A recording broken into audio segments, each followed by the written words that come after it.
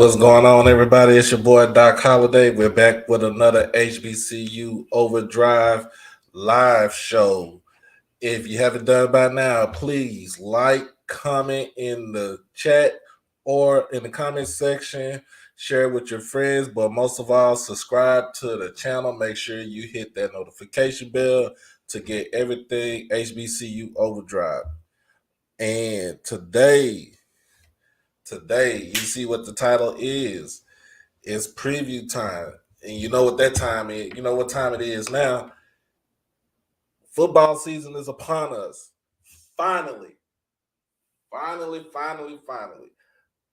We have been basically drugged to death for the off season from December all the way to now. That basically we didn't have no type of football, and let everybody know that is totally not acceptable for me, because I need my football. I need my fix. It's either football or wrestling. I need something, basically. So as usual, you know what I'm saying? It's always announcement time, like church. Basically, like I said, first weekend of the week one, really, I would be down at Prairie View to cover Texas Southern and Prairie View, the Labor Day Classic. Week two, I will be in Denton to cover Texas Southern versus UNT. And in week three, I will be trying to cover the Texas Southern game, which is going to be in Arlington. That is the Lone Star Classic, held at Choctaw Stadium. So if you got any Southern alum, Texas Southern alum in the Dallas area, y'all need to be at this game, tailgating, hooping and hollering. The attendance should be mandatory. The cheering should be mandatory, and the fun should be mandatory, basically. But this is going to be a real good game. I'm letting everybody know from my own standpoint. But other than that, man, it's just good to come out to basically say we got football again. Also, I will be attending the Jackson State Campbell game. That is our homecoming. I will be going there October the 21st. So if any Jackson State alum or anybody that's doing any kind of tailgating, believe me, I will bring me and my wife will be there. We don't turn down free food. And I will broadcast live from your tailgate spot. So let me know who got the best food for the tailgate for Jackson State.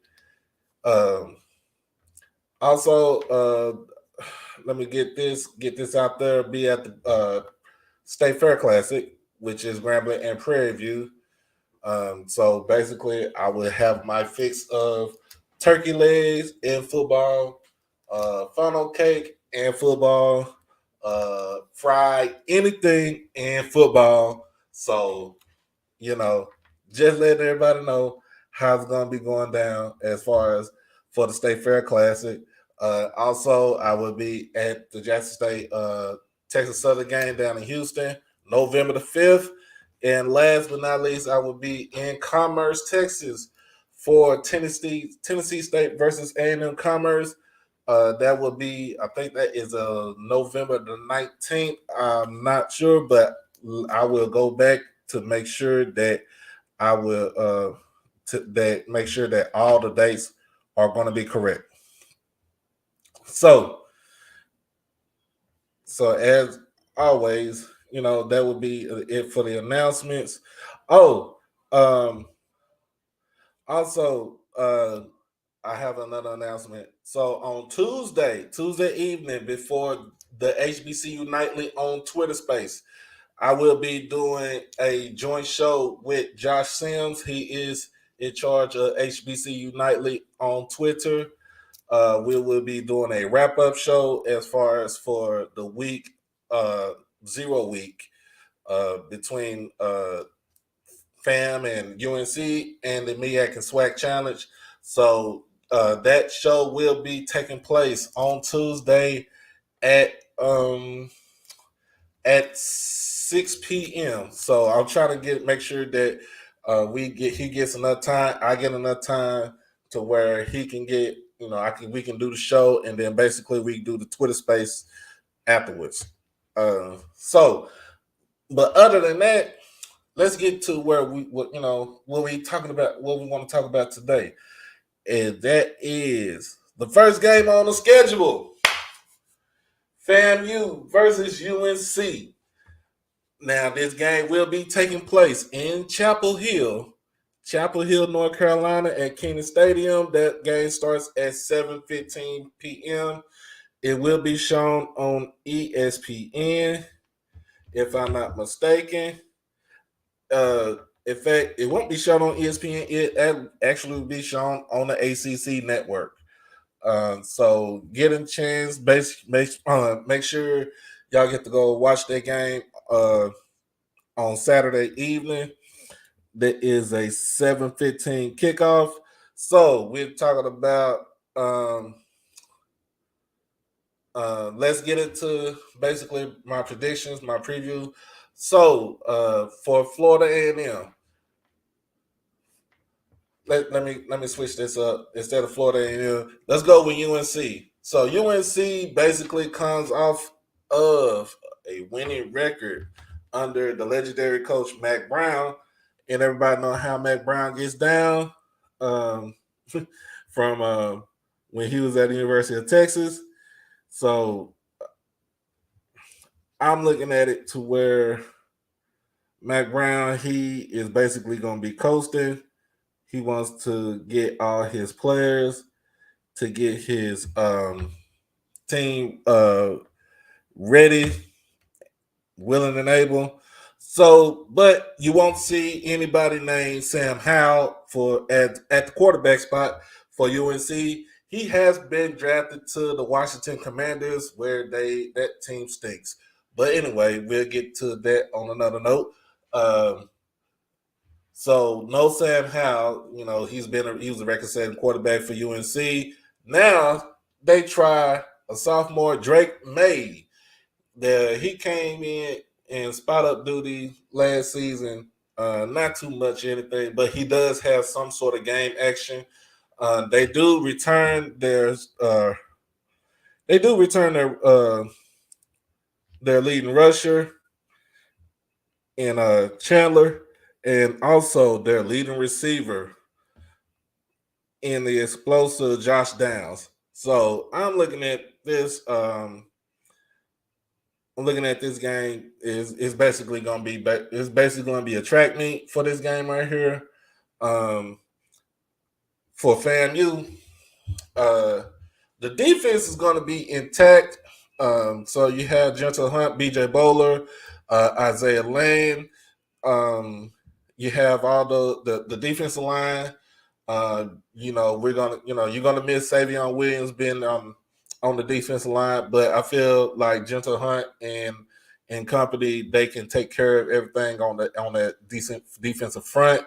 The only problem that they had last season was with the linebacker play. Hopefully with the linebacker play, that should be basically rectified, and it should be fixed. I'm just gonna be honest with you. It should be fixed. So, but news coming out of the FAMU headquarters: starting quarterback will be Jeremy Musa, the transfer from Vanderbilt, in place of Rashawn McKay. Now, don't get me wrong. Rashawn McKay basically was I'm not going to say a great quarterback. He was a good, serviceable quarterback. He basically makes sure that you were not out of games, but he also makes sure that you were into game. You were in the games. So you're coming off Rashawn McKay basically passing for over about 2,500 yards, uh, 22 touchdowns, and 4 interceptions last year. So we get to the point where he was a we get to the point where he took care of the ball. And that was a great thing as far as for FAMU because the type of offense that Willie Simmons wants to run, he basically wants to run basketball on grass. But I feel like with Musa, between the difference between Musa and McKay is, like I said, McKay is he's gonna be methodical. He's gonna check down. He's gonna dink and dunk, and then when he feels like there's time to actually go down the field, throw the ball down the field, he would throw the ball down the field.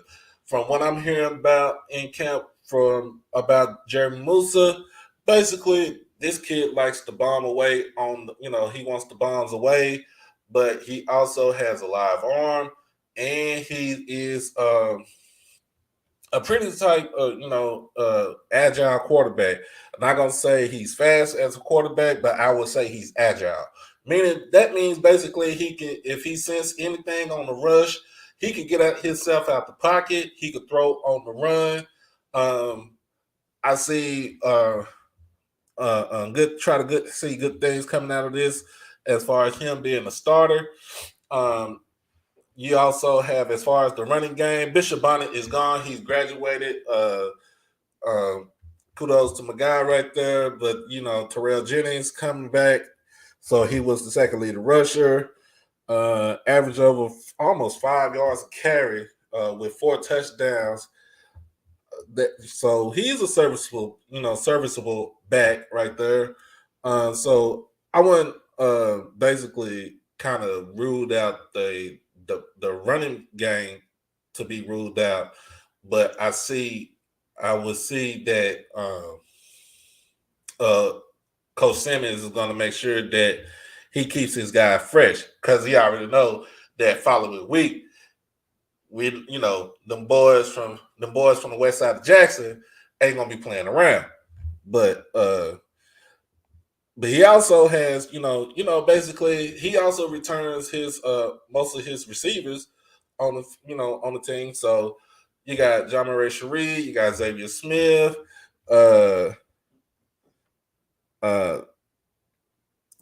you got some other guys.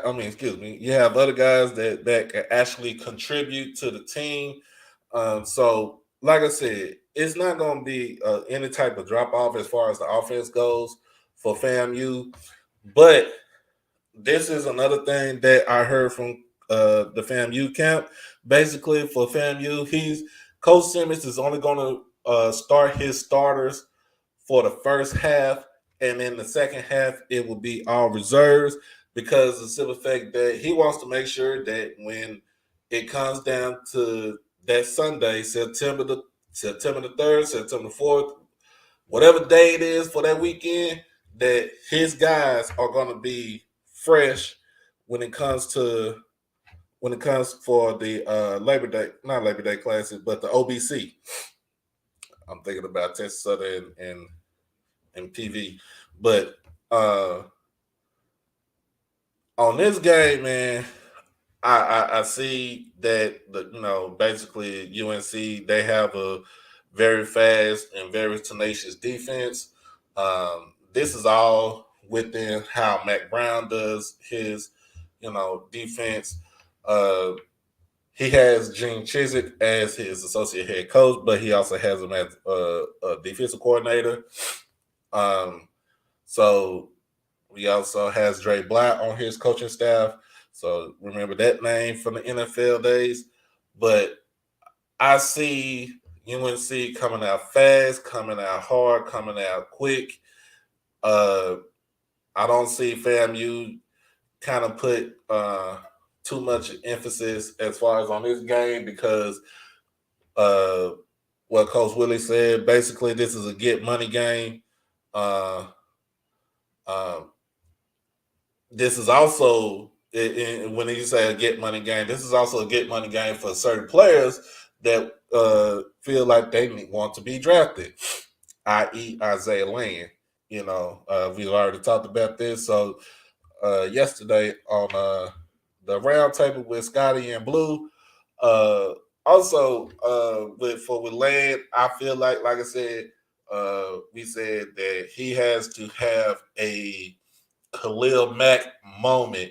And what I mean by Khalil Mack moment is that when Khalil Mack played against Ohio State, my guy was a tackling machine, and I think he had either 3 or 4 sacks that game.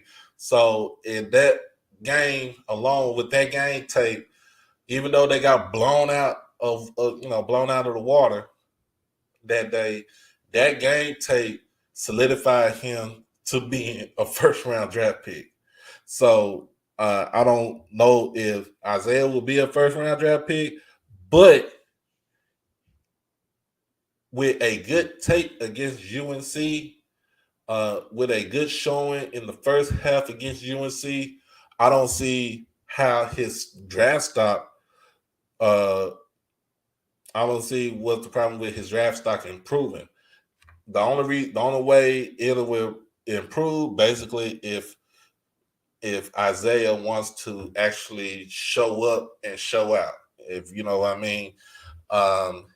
He has to play like a man with his hair on fire.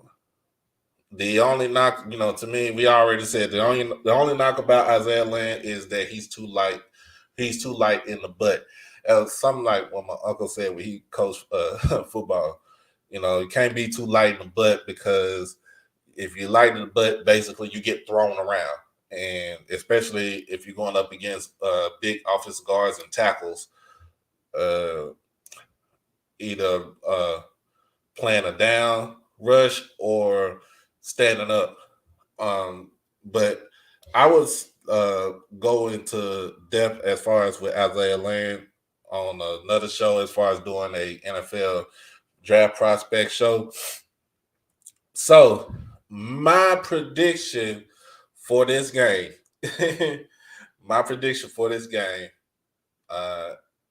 I'm going to say UNC 56, FAMU 21. I do not see FAMU scoring anything over 21 points, and it would be lucky that they would get 21 points. What's going on, Mr. Campbell? What's going on? Everybody come in at the chat. If you can, if you want to, if you're in the chat, put your predictions in the chat, and I will highlight them and let you know what I feel about it. And maybe later on down the line, we could do all, put your score in the chat on this Thursday, and we can, whoever gets the right prediction, I probably will be giving out some sort of monetary value. All right. So you just put your money, I put it just like this. Put your money where your mouth is. Put your money where your mouth is, man. But yes, sir. Yes, sir. Yes, sir. You know what? I'm gonna highlight that. Yes, sir. The season is here. You know how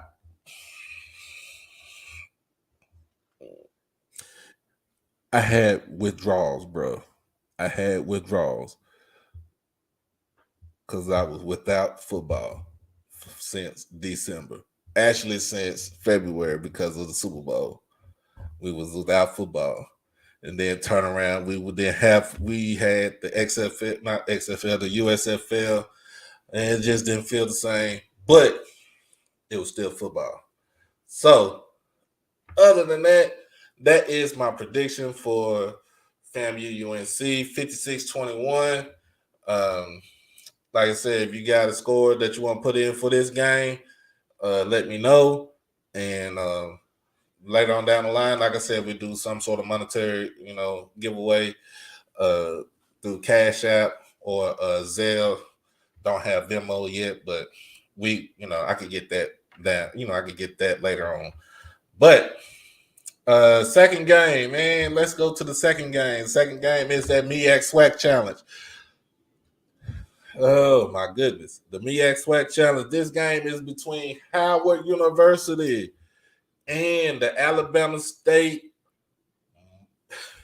Alabama State Hornets, the Alabama State real estate agents, put it just like that, them real estate agents. So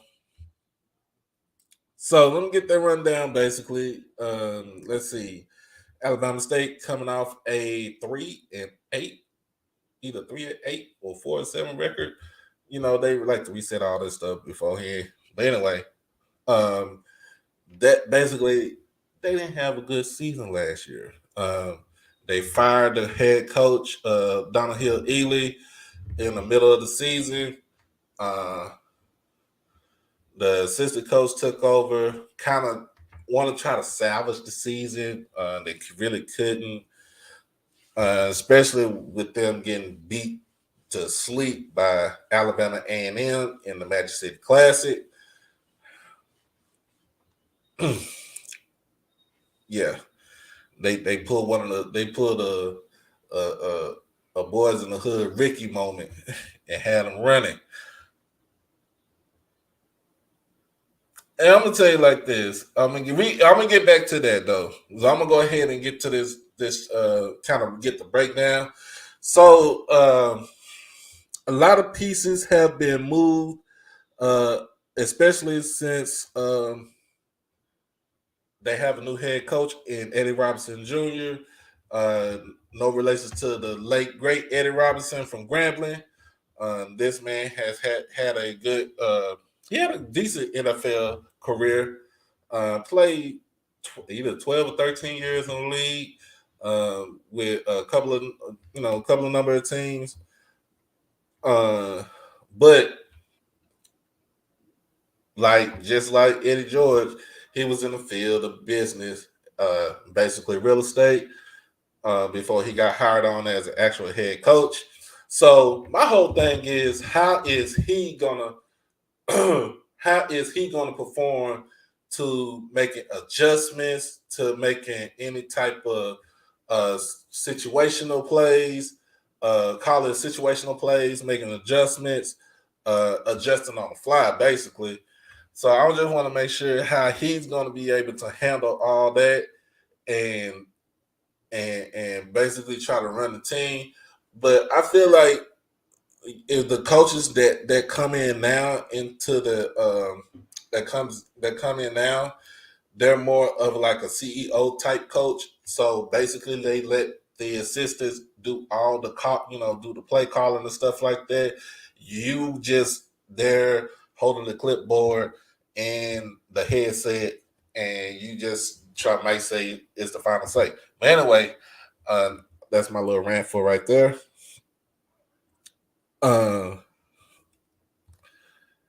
One, for Alabama State, you have a new QB along with a new head coach, along with a new defensive coordinator, along with a new offensive coordinator. Demetrius Davis transfers in from Auburn.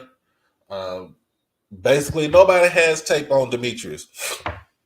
The only tape that you have on Demetrius is when you have to go back to when he was in high school. That's my whole thing. That's the only way you can see what type of tendencies he has, what he does when he gets flustered out of the pocket, what he does when he sees the rush comes into his face. How is he looking at progressions with his receivers and running backs? So, you have to go through as far as what you see him do in high school. He's basically like a Shador from last season. Nobody didn't have no type of film on Shador. It was just basically wait and see what he can do, and everybody saw what he can do, and he ended up being freshman of the year for Jackson State. So with Demetrius Davis, man, you want to make sure that you stay calm. You want to make sure that you get rid of all the pregame jitters, because this is the real deal now. You ain't played any type of football since 2020. So, you want to make sure that you get all the jitters out. You get everything out of the way, because it's the real deal now. So, From last season, they do, like I said, as far as they do have a new quarterback, old quarterback transferred to Tuskegee. He saw the writing on the wall when Demetrius Davis made his commitment known. So he basically went up the road to Tuskegee. So he's in a battle to try to start a quarterback for them. You have Jacory Merritt. He was the leading rusher. The only thing about him is that you can't average 3.5 yards a carry. You got to be at least 4.5, and you got to be at least making sure, as far as the season goes, you got to be at least 800 to 900 yards because the type of offense that you're running. Jeremiah Hickson, I see him being a big play. From what I'm hearing, like I said, what we heard at camp is that most of the players wanted Miles Crawley, who was the actual backup quarterback on the team last year. They felt like he's more suitable to being the starting quarterback now. Which, I mean, I could say, yeah, he can be the starting quarterback, but if he got beat out by Demetrius Davis, then there's nothing that you can do about that. Defensive wise, you still have Ershad Davis, and he's basically lightning in a jar when it comes to playing the defensive backfield. You missing in the middle of your defensive line, Christian Clark, but they do have some big guys on that defensive line where they're going to be playing more like a 3-4 type defense. You have Bubba. You have Bubba Adams coming back from injury, and on the linebacker spot, you do have, in a sense, Natron Culpepper. He's still on the team, so I feel like he should be a starter or he should be some sort of contributor as far as the defense will go.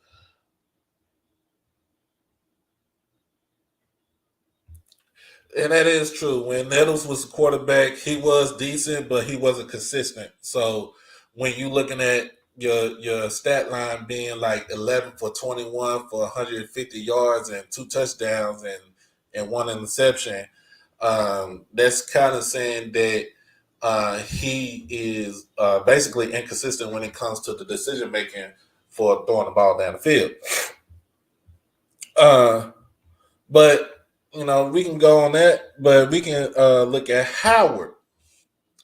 Now, I watched tape on Howard last season, and for them in the MEAC, they finished 3-8 last season in the MEAC. With Howard, it's kind of like a hit and miss because you see glimpses of them doing something, but you also see the glimpses of can they stay in ball games. Now, the first person to watch out for is Quentin Williams. He is the gunslinger for the Howard Bison. He's coming off a 2,300-yard season, 16 touchdowns, 7 interceptions. This quarterback basically will throw you into games, but he will also throw you out of games. He needs to be more polished on his mid-level throws, his checkdowns. But we already, watching him, you already know that he can throw the ball. He can throw the ball deep down the field. Antoine Merritt is going to be his primary pass catcher. You also have, as far as on the running back, you also have Hunter coming back as a running back. You go in with a running back by committee so they can run the ball. You also have a newcomer coming in as far as running back, which is Eden James, the son of Edgerrin James, the Hall of Famer. So, there should be a 3-headed backfield right there with Quentin Williams, take the pressure off of Williams, and to kind of open up the offense more with those three in the backfield or sharing the rock and Williams doing his thing as far as being the quarterback. Broken Bird is the returner on defense.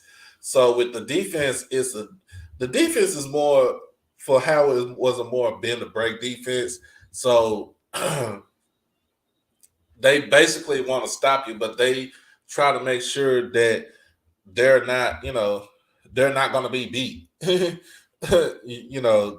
make sure that they try not to be beat from going deep. They make sure they try not to be beat as far as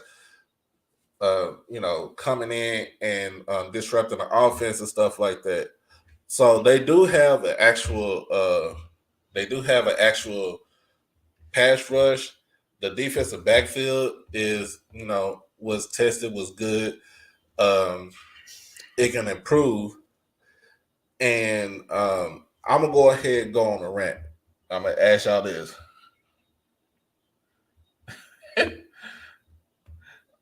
My wife just walked into the chat room, so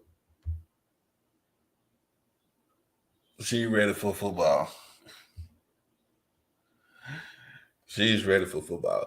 But anyway, I'm gonna say this, and I know it's gonna ruffle some people, but I feel like if Howard can at least put at least 40% into football than what they do is how they do with academics. I don't see why Howard can't contend for any type of conference championship, because they have a team, they have a coach. Larry Scott is not a slouch. He's hard nosed, he's tough. He's kind of like Deion. He wants tough, fast discipline. He wants somebody with character.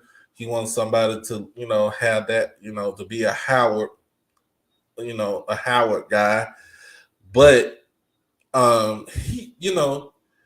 if for Howard, if you want your football team to be good, not to just to come in and do what you have to do and go ahead and go home, but if you want your team to be good, you want them to be great, spend more time, invest more time into the actual program as you will do when you do with the academics. Because to me, football generation money. They make sure that it pays for everything else. We already know you got that Jordan deal, but put the time in for the football team, because I look at the roster of the football team. It is not a bad roster. And it's not like Larry Scott can't go out there and recruit in the DMV area, because he can. And it has shown. But put more effort into the football team like you do with the academics. And I promise you, your football team is going to be 10 times more better than it was last season. But that is my soapbox rant for Howard University. I know I'll probably have some more about them, but as more and more I watch them, the more I will be able to get into it with Howard.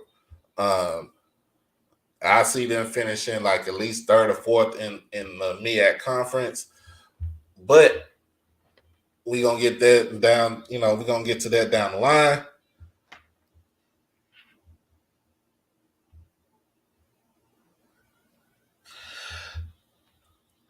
Well, do I think they're taking football seriously?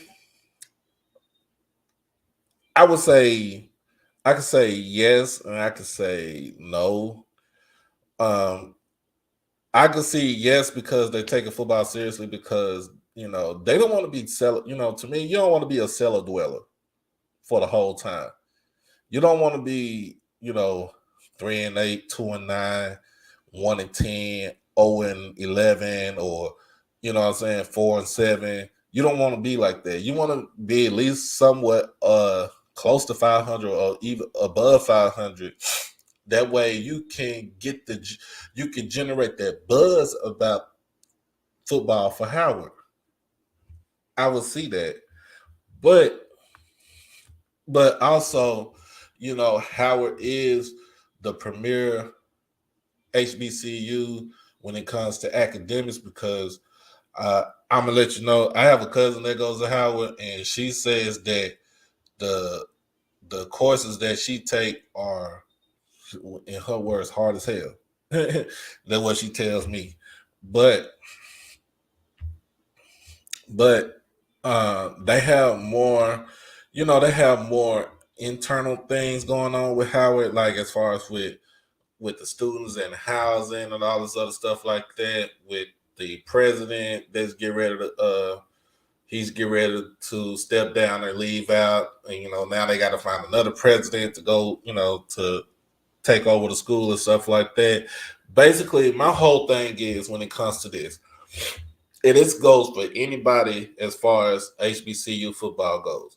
When you get a president or a chancellor or a provost in your university that cares just as much about the football team than just, you know, with just straight up academics, that is a progressive minded person, then everything changes from there, because you'll see all the changes go, you know, come in when you get a person that basically is going to put football or any type of sport, football, basketball, baseball, they are going to be there 100% to support the kids and to support the program. Just not going to be there to well say, well, yeah, we got football, but that ain't that's not the important thing, because like I said, football generates your money. And when you have a winning product out there on the football field, you're gonna see a lot of things. It's kind of like basically what I said on the last show. University of Miami, for example, when they won national championships in the 80s, they had more buildings pop up in that decade due to the fact that they won national championships, that they had a winning program, they had a winning product on the field. So they had more buildings, they had more students come in. So when you do that, people are going to come in, the kids are going to come in because they want to be a part of a winner. They don't want to just go to school and not do anything, but they want to be a part of a winner, man. But like I said, with Howard, I feel like they're doing more to get their football program up and up, on the up and up, and I feel like they're taking more of the football seriously because, like I said, it's a money, it's a money maker. And then too, how about with Howard? You don't have to play at Green Stadium. You can play at Audi Field, where DC United play at. You play your home games there. Yes, it's a soccer stadium, but you can still play your home games there.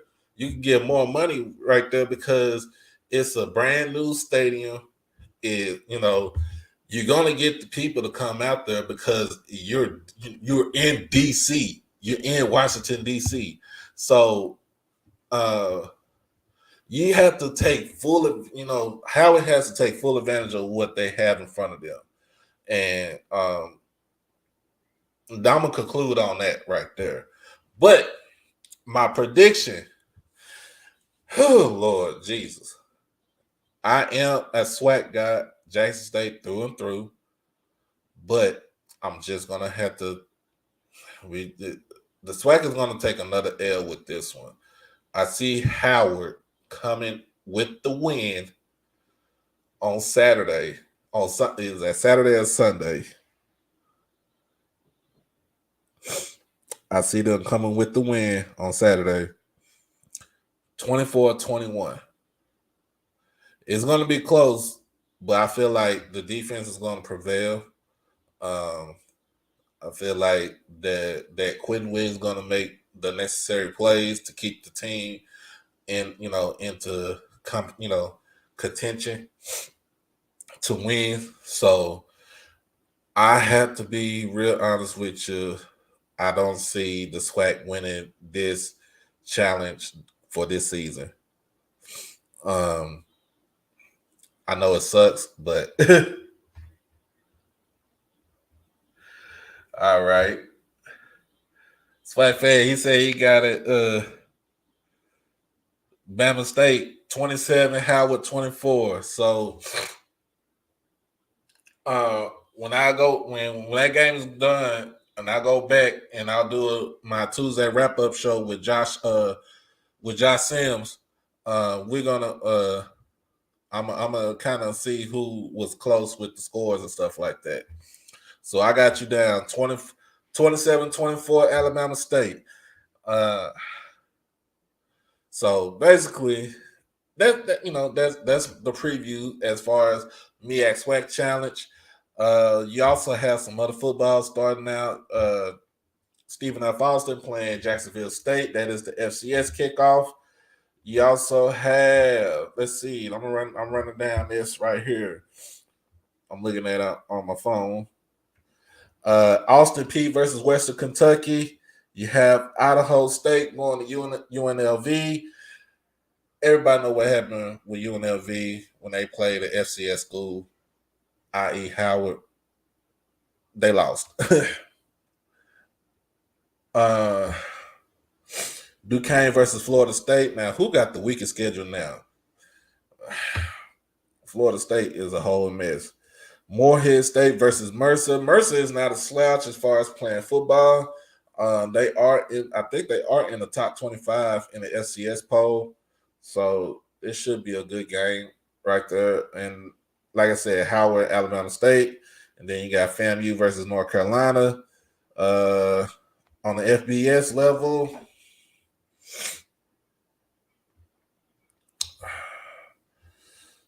Nebraska versus Northwestern. You have there's a lot of good games coming on this Saturday. Charlotte versus FAU, Wyoming versus Illinois, UConn versus Utah State, Alabama A&M. That's on next Thursday. So we'll get to next Thursday, and I'll make predictions for that show. I'll do the Thursday games. I'll make predictions for the Thursday games on Wednesdays on a Wednesday show. So y'all just get ready for a lot of football. Get ready for a lot of football. Get ready for a lot of football. And I'm glad that it's here. And I'm glad I'm about to do these shout outs. Man, first and foremost, as always, I'm shouting out to my Lord and Savior Jesus Christ, because without him, I wouldn't be able to do this and bring all this good content to everybody that is on the channel. All right. Give a shout out to my wife. She is the executive producer. She just celebrated her birthday this past Sunday, 38 special. So y'all give her a hand, give her an applause. You know what I'm saying? You can bless the cash out because we still celebrate her birthday. Shout out to my kids, because without them, I wouldn't be doing this, and they wouldn't be getting on my nerves. But they my kids. Also, shout out to all the HBCU content creators. Shout out to Allscript, Cut Day, Blue, Yard Talk, Corner Sports Network, Coach Walker with TLSN, Coach Simmons, the Yard HBCU, Scotty B, man, Mr. Herbert. Shout out to SWAC Buzz, Mr. Ford. Shout out to everybody that's doing something, man. I'm just gonna put just like that, like always. So shout out to everybody that's doing that. Like I said, as far as what's going on with, like I said, with more shows coming up. So, like I said, Tuesday at 6:00 before the HBCU nightly show on Twitter Space, me and Josh Sam, we will be doing a wrap up show, giving some of our insights from the game, from what we saw this past weekend, and what we're gonna see for this coming up week. Also, on that wrap up show, I will be doing a big dog status. So if you knew somebody that was balling for the two games that I just did a prediction for, send it in. Send it in. Put it in the comment. Put it in the chat. You know what I'm saying? You know, I'm ready for it. I'm down. You know, I'm down for it. I'm game. But also, Thursday is another preview. Wednesday is the preview show for Thursday games. Thursday, I will do a preview show for all the games that are coming up on Saturday. Fridays, after I finish watching my son play football. I will be doing a rep your school live show. So everybody can get into the chat, rep their school, talk their noise, speak your piece, whatever you want to do it all in fun and with the respect. All right. So that would be on Friday, and that would be after my son finishes his football games. All right. Also, like I said, and also with Saturdays, the first 3 Saturdays, I will be out on the road. I am a road warrior. So if you see me, come holler at your boy. You know what I'm saying? And I will be live streaming from all the games that I go to. So be ready for all this good content coming up. And man, like I said, it's football time. It's kickoff time, baby. All right.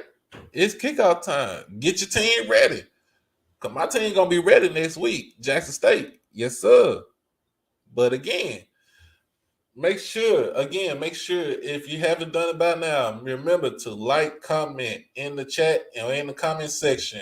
Share with your people, with your friends, with your family, and most of all, subscribe, hit that notification bell to get everything HBCU OverDrive.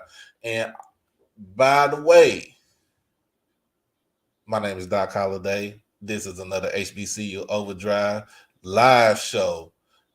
And as always, we out. Peace.